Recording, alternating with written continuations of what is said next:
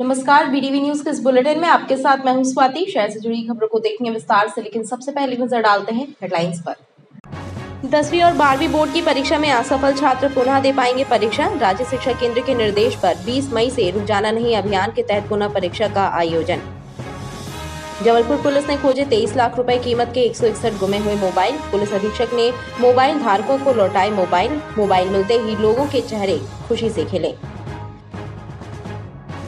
और खमरिया में नाबालिग किशोरी की नृशंस हत्या, नहर किनारे मिली रक्त रंजित लाश, सिर और चेहरे पर मिले चोट के निशान, जांच में जुटी पुलिस। कक्षा 10वीं एवं 12वीं की परीक्षा में असफल हुए बच्चों को निराश होने की जरूरत नहीं है। 20 मई से जिले के 15 परीक्षा केंद्रों पर पुनः परीक्षा का आयोजन होने वाला है। जिले में 3211 विद्यार्थियों ने इसके लिए आवेदन भी जमा कर दिया है।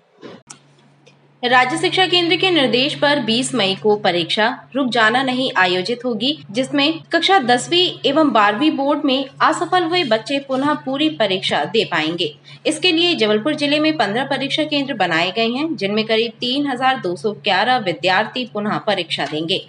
जबलपुर जिले में लगभग 4000 बच्चे कक्षा 10वीं और 12वीं के जो किन्हीं कारण से फेल हो गए हैं या सप्लीमेंट्री आई है। तो आज की जो डाटा मेरे पास है वो 3211 बच्चों ने फॉर्म भर दिए। ये परीक्षा 20 मई से प्रारंभ होगी। कक्षा 12वीं की परीक्षा 20 मई से सुबह 8 से 11 है और 10वीं की परीक्षा दोपहर में 2 से 5। कितने दिन चलेगी? पूरे पेपर होते हैं पर डे, जैसी बोर्ड होती है वैसी ये भी होती है, सेम पैटर्न है। सिर्फ एक शासन की तरफ से मौका दिया जा रहा है। ऐसे बच्चे जो किन्हीं कारण से परीक्षा में अनुत्तीर्ण हो गए या पूरक में आए, वो इस परीक्षा को देंगे और इस परीक्षा को पास करके वो रेगुलर किसी भी विद्यालय में एडमिशन ले सकते हैं। बहरहाल इस वर्ष माध्यमिक शिक्षा मंडल की हायर सेकेंडरी परीक्षा का रिजल्ट 64.49% रहा। मतलब साफ है कि तकरीबन 36% परीक्षार्थी किसी न किसी विषय में फेल हो गए हैं। लिहाजा शासन की मंशा है कि परीक्षाओं में असफल हुए छात्र छात्राएं निराश और मायूस ना हो। उन्हें योजना रुक जाना नहीं के तहत पुनः परीक्षा का अवसर प्रदान किया जाए। इसमें कक्षा 10वीं एवं 12वीं के करीब 3000 से ज्यादा विद्यार्थी शामिल होने वाले हैं। जबलपुर में पुलिस अधिकारियों और कर्मचारियों के लिए नवीन आवासों के निर्माण के लिए पुलिस अधीक्षक कार्यालय द्वारा पुलिस मुख्यालय को 200 नए आवासों के निर्माण का प्रस्ताव भेजा गया है। लोकसभा चुनाव की आदर्श आचार संहिता समाप्त होने के बाद नवीन आवासों के निर्माण के प्रस्ताव पर मुहर लगने की संभावना है। जबलपुर में पुलिस के नवीन आवासों के निर्माण के लिए पुलिस अधीक्षक कार्यालय ने पुलिस मुख्यालय को प्रस्ताव भेजा है। लगभग 200 पुलिस आवासों के निर्माण के लिए भेजे गए इस प्रस्ताव पर आदर्श आचार संहिता समाप्त होने के बाद मुहर लगने की संभावना है, जिसके बाद पुलिस हाउसिंग कॉर्पोरेशन के द्वारा नवीन आवासों के निर्माण की प्रक्रिया शुरू की जाएगी। एडिशनल एसपी सूर्यकांत शर्मा ने बताया कि वर्तमान में उपनगरीय क्षेत्र रांझी लाडगंज थाना परिसर और सिविल लाइन क्षेत्र में नवीन आवास बनकर तैयार हुए हैं, जिनका पुलिस कर्मचारियों अधिकारियों को आवंटन किया गया है। लगातार पुलिस हाउसिंग कॉर्पोरेशन को पुलिस अधीक्षक कार्यालय के माध्यम से पुलिस कर्मचारियों के नवीन आवास निर्माण हेतु प्रस्ताव बनाकर प्रेषित किया जाता है और जैसे ही वहां से प्रस्ताव स्वीकृत होता है नए घर बनते हैं। अभी हमने करीब 200 क्वार्टर के लिए और प्रस्ताव भेजा हुआ है और जैसे ही पुलिस मुख्यालय से स्वीकृत होगा तत्काल वह बनना प्रारंभ होगा। अभी कुछ नए क्वार्टर हैं जो वो अभी बनने की स्थिति में है। बनने के उपरांत वह सभी जो पुलिस कर्मचारियों को आवंटित किए जाएंगे। अभी जो सिविल लाइन पे बन रहा है और लाडगंज में जो नवीन जो निर्माण था वो हो चुका था, उसमें सभी कर्मचारियों को क्वार्टर आवंटित किया जा चुका है और कुछ नए जगहों के लिए प्रस्ताव भेजा गया है। नए आवासों के निर्माण के लिए पुलिस अधीक्षक कार्यालय द्वारा अलग अलग स्थानों का चिन्हांकन किया गया है। सनातन धर्म में हर तीज और त्योहार का विशेष महत्व है। उन्हीं में से एक है अक्षय तृतीया का पर्व, जिसे बड़े धूमधाम से मनाया जाता है। इस पर्व पर सनातन प्रथा का अनुसरण करते हुए गुड्डे गुड़ियों की शादी करने की परंपरा है। अक्षय तृतीया का महापर्व संस्कारधानी में धूमधाम से मनाया गया। घरों और मंदिरों में सनातन प्रथा का अनुसरण करते हुए गुड्डे और गुड़ियों का विवाह किया गया। बच्चों ने परंपरा अनुसार गुड्डे गुड़ियों के विवाह के तौर पर शादी की सभी रस्में निभाई। घरों में मंडप सजाए गए और गुड्डे गुड़ियों को सजाया गया।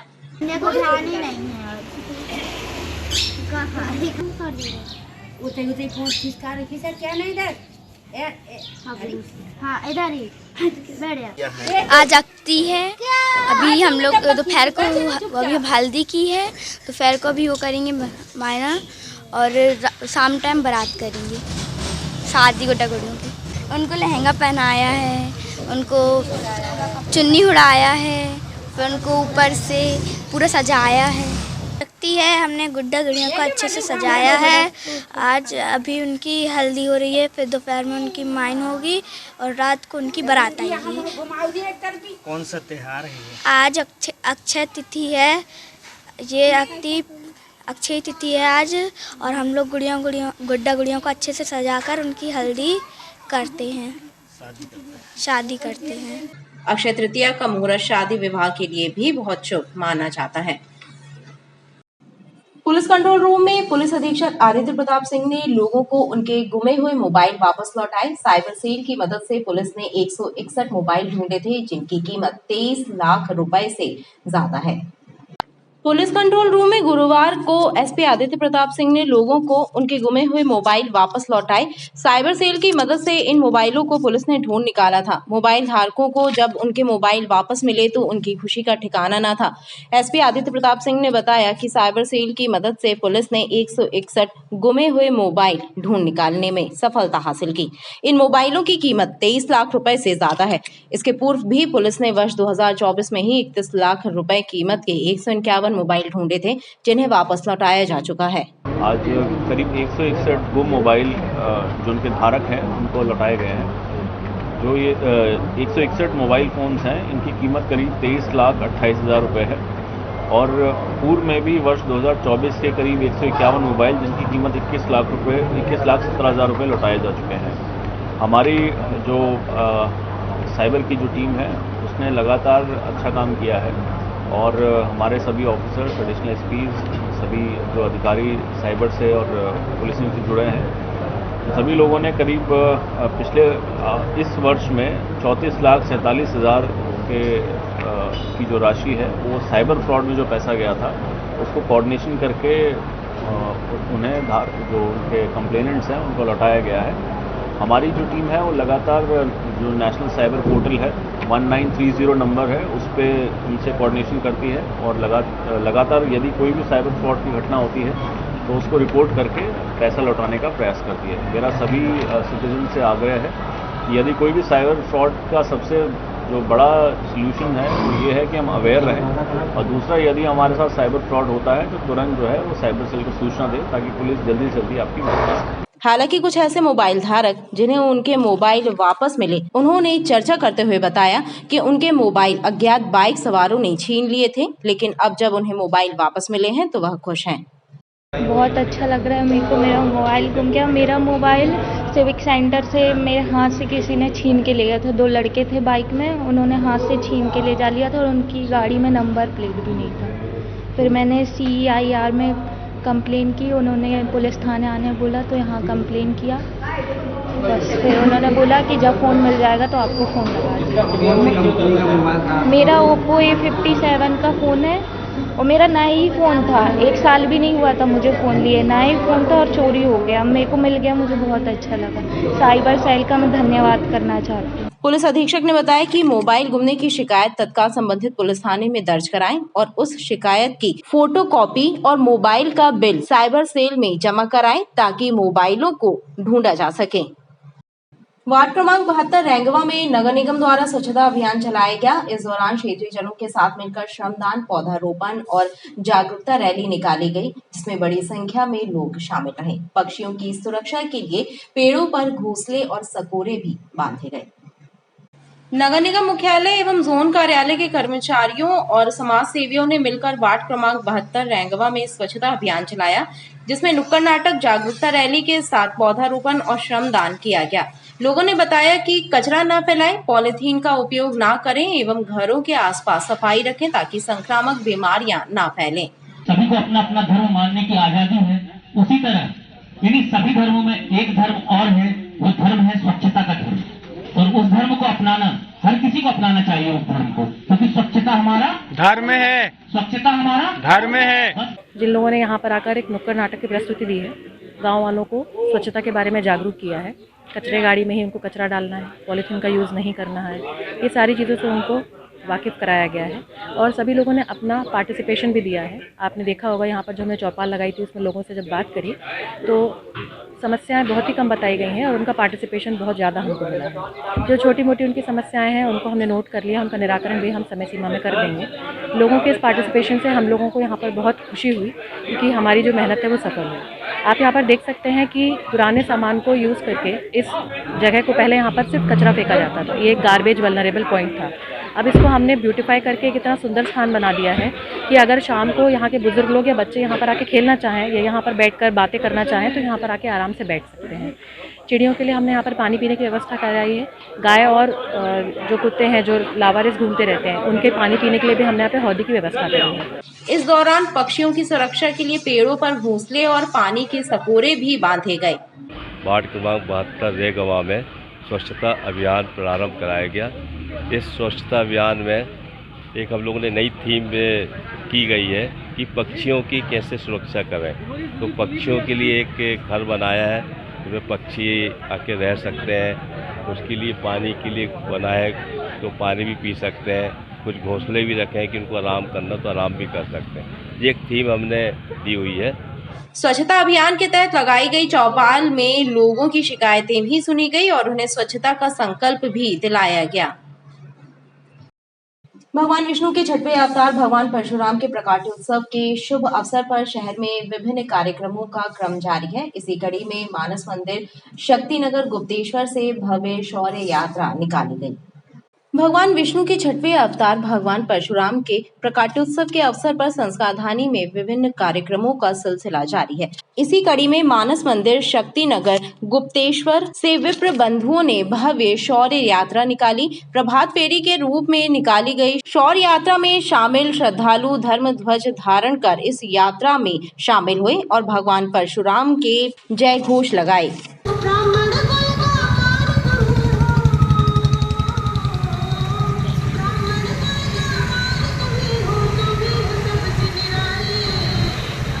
शौर्य यात्रा में शामिल श्रद्धालुओं ने धर्म की रक्षा का संदेश दिया और धर्म जागरण की अलख जगाई। भगवान परशुराम के प्रकटोत्सव पर शक्तिनगर गुप्तेश्वर क्षेत्र के गणमान्य नागरिकों, जनप्रतिनिधियों और विप्र बंधुओं ने मिलकर विशाल शौर्य प्रभात फेरी का आयोजन किया और बड़ी संख्या में क्षेत्र के धर्म ध्वजाधारी इस प्रभात फेरी में उपस्थित हुए हैं। मैं सबको शुभकामना देता हूं और भगवान परशुराम का आशीर्वाद और कृपा आप पे बनी रहे। शौर्य यात्रा विभिन्न मार्गों से होते हुए मां नर्मदा तट गौरीघाट में परशुराम धाम में समाप्त हुई। इस अवसर पर श्रद्धालुओं ने भगवान परशुराम का पूजन अर्चन भी किया। खजरी खेरिया बाईपास के पास स्थित हिस्ट्री शीटर शमीम कबाड़ी के कबाड़ खाने में बीते दिनों हुए विस्फोट के दौरान 2 मजदूरों की मौत होने की शंका जाहिर की गई थी। पुलिस और फॉरेंसिक विभाग की टीम ने कबाड़ खाने से मिले मानव अंगों को डीएनए टेस्ट के लिए भेजा था।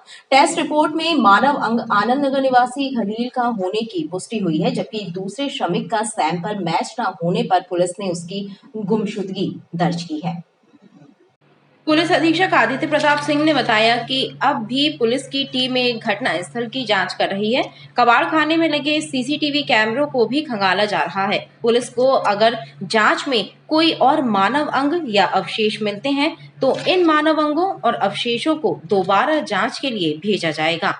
देखिए, उसमें जो डीएनए रिपोर्ट है उसमें एक व्यक्ति से जो अवशेष मिले थे वो मैच कर गए हैं। हमारी टीम स्पॉट पे और भी सर्चिंग कर रही है क्योंकि वो ब्लास्ट की जो अमाउंट और उसकी जो क्वांटिटी थी वो इतनी ज़्यादा थी, तो हम लोग अभी वहाँ और सर्चिंग कर रहे हैं। अगर और कोई बॉडी पार्ट्स मिलेंगे तो उसकी भी जाँच कराई जाएगी। अभी तक जो हमारी इन्वेस्टिगेशन है और जो हमें सीसीटीवी फुटेज और अन्य जो चश्मदीद साक्ष्यों के कथन आए हैं उसके आधार पे हम लोग काम कर रहे हैं। सर, आज अभी दूसरा जो था उसका पता नहीं चल पाया। देखिए, वो ये बात सही है कि वहाँ पर अभी अवशेष वाला पॉइंट जो है वो उसमें क्लियर नहीं हुआ है, परंतु जो सीसीटीवी फुटेज है, जो जितने भी वहाँ पर चश्मदीद साक्षी हैं उसके आधार पर उनकी प्रेजेंस वहीं थी, उनकी मोटरसाइकिल भी वहीं थी। तो अभी पुलिस इसको इन्वेस्टिगेट कर रही है और भी साक्ष्य जो है इसमें जुटाने का प्रयास किया जाएगा। इधर दूसरी ओर पुलिस द्वारा अलग अलग बिंदुओं पर जांच कर विस्फोट के कारणों का पता लगाया जा रहा है। खमरिया थाना क्षेत्र बिरनेर नहर के पास एक 17 वर्षीय किशोरी की नृशंस हत्या कर दी गई। किशोरी के सिर और चेहरे पर चोट के निशान पाए गए हैं, जिससे उसकी मौत हुई। पुलिस ने मृतका की शिनाख्त करने के बाद शव को पोस्टमार्टम के लिए भेजा है और मामले की जांच शुरू कर दी है। खमरिया थाना क्षेत्र बिरनेर नहर के पास एक 17 वर्षीय किशोरी का रक्त रंजित शव मिलने से हड़कंप मच गया। देर रात पुलिस को नहर के पास शव पड़ा होने की सूचना मिली, जिसके बाद पुलिस की टीम मौके पर पहुंची। पुलिस के मुताबिक किशोरी के सिर और चेहरे पर चोट के निशान पाए गए हैं, जिसके कारण ही संभवतः उसकी मौत हुई है। पुलिस ने किशोरी की शिनाख्त आमाखो निवासी के रूप में की है। घटना की खबर मिलते ही मृतका के परिजन भी मौके पर पहुंच गए थे। परिजनों ने पुलिस को बताया कि किशोरी रात्रि 10:30 बजे करीब घर से निकली थी, तभी से परिजन उसकी तलाश कर रहे हैं। थाना खमरिया में रात्रि में डायल 100 को इवेंट मिला था। तत्काल मौके पर पुलिस पहुंची और एक बिरनेर नहर के पास एक युवती का शव पड़ा था, जो सिर कुचला हुआ प्रतीत हो रहा था। प्रथम दृष्टया थाना में मर्ग पंजीबद्ध कर और पोस्टमार्टम कराया जा रहा है और पोस्टमार्टम कराने के पश्चात तत्काल इसमें हत्या का प्रकरण दर्ज किया जाएगा। प्रथम दृष्टया ये पता चल रहा है कि शादी में कहीं आई हुई थी और कुछ ऐसे क्लू अभी जांच में मिले हैं जो तत्काल प्रकरण दर्ज करते ही इसका खुलासा कर दिया जाएगा। अभी जांच में है यह प्रकरण और जैसे ही इसमें विवेचना के दौरान जो भी तथ्य आएंगे, जो भी अज्ञात व्यक्ति इस कृत्य को किया होगा, निश्चित रूप से उसके खिलाफ उसको गिरफ्तार कर इसमें पूरी वैधानिक कार्रवाई की जाएगी। पुलिस अधिकारियों का कहना है कि मामले में कुछ सुराग पुलिस की जांच टीम को मिले हैं, इस आधार पर जांच की जा रही है। बरगी थाना क्षेत्र मानेगांव में स्थित टाटा की वर्कशॉप में काम करने वाला एक कर्मचारी वर्कशॉप में ही एक गाड़ी की चपेट में आ गया। इस हादसे में कर्मचारी की मौत हो गई। पुलिस ने शव का पंचनामा कर पोस्टमार्टम कराया है और घटना किन हालातों में हुई इसकी जांच शुरू कर दी है। बरगी थाना अंतर्गत मानेगांव में स्थित टाटा वर्कशॉप में काम करने वाला एक कर्मचारी अभिषेक बर्मन वर्कशॉप में ही एक गाड़ी की चपेट में आ गया। उसे घटना के बाद घायल हालत में मेडिकल कॉलेज अस्पताल लाया गया, जहां डॉक्टरों ने उसे मृत घोषित कर दिया। अभिषेक कालादेही बरगी का निवासी बताया जा रहा है। मृतक के परिजनों ने आरोप लगाया कि टाटा वर्कशॉप में यह हादसा हुआ। जिस वाहन की चपेट में आकर अभिषेक घायल हुआ था, उसका चालक संभवतः शराब के नशे में था। ये मेरे बुआ का लड़का है। ये वहाँ पर टाटा फ्रंटियर में काम करता है। वहाँ पर गया था शाम के लगभग 5:30 बजे, हाथ धुल के निकल रहा था।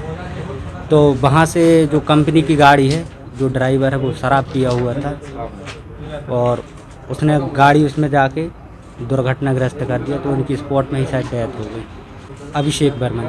कितनी उम्र होगी? 25 वर्ष। क्या करते थे मतलब? ये वहाँ पर गाड़ी का काम करते रहे, सर्विसिंग वगैरह। ये अब हाथ धोकर निकल रहा था, कैसे निकल रहा था इसकी जानकारी नहीं है मुझको। जब आवाज़ आई है, चिल्लाए हैं, जब मैं इसको देखा तो गाड़ी के नीचे मिला। इसको निकाल कर सीधे एम्बुलेंस में रख कर यहाँ मेडिकल लेकर आया। तो यहाँ डॉक्टर ने चेकअप किए तो बताया उन्होंने कि ये रास्ते में मृत हो गया। स्पॉट पर मैं नहीं रहा, मैं था अंदर। जब आवाज़ आने के बाद जब मैं जाकर देखा तो गाड़ी के नीचे मिला रहा। मैंने और तारिक भाई ने दोनों मिलकर इसको निकाले बाहर, एम्बुलेंस में फिर यहाँ मेडिकल लेकर आया। ड्राइवर कौन था, क्या नाम था? ड्राइवर का नाम है नीरज नाविक। मैं 10:30 बजे के समथिंग मैं आनंद माइंस निकल गया था सिहोरा के पास में। इसको मैं वहीं छोड़ के गया था कि ये काम करेगा करके। शाम को फिर मेरे पास फ़ोन आया करके 5:30 बजे कि ऐसा ऐसा हो गया करके दुर्घटना। पता चला मेरे को प्रमु के द्वारा फ़ोन आया करके कि इसके एक्सीडेंट हो गया करके। तो फिर उतने टाइम में वहाँ से तुरंत निकला, फिर यहाँ आया तो देखा तो शांत हो गए भाई। बरगी पुलिस ने मृतक अभिषेक के शव का पोस्टमार्टम कराया है। पुलिस घटना की जांच कर रही है। खबरें लगातार जारी हैं, आप देखते रहिए BTV न्यूज़।